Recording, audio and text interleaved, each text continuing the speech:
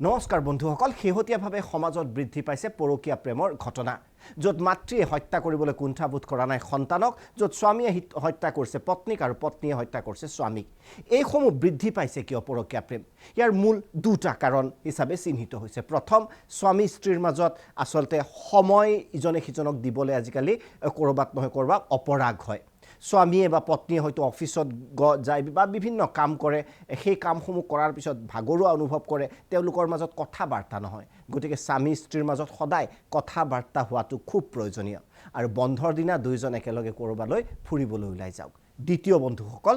অধিক social media বা সামাজিক মাধ্যমৰ ব্যৱহাৰ আপোনালোকে নকৰিব বিশেষকৈ অচিনাকি ব্যক্তিৰ সৈতে প্ৰথমতে হাই হেলৰে আৰম্ভ হয় পৰকীয়া প্ৰেমৰ সম্পৰ্কসমূহ গতিকে নিখাৰ সময়ত বিশেষভাৱে আপুনি সোশ্যাল মিডিয়াত নিমগ্ন নহব কাৰণ এটা হাই এটা হেলৈ এটা পৰকীয়া প্ৰেমৰ জন্ম দিব পাৰে আৰু তাৰ পিছত বহু ভয়ংকৰ ঘটনা সংঘটিত হ'ব পাৰে আপুনি সাৱধান হওক জীৱনটো আপোনাৰ সুখী হওক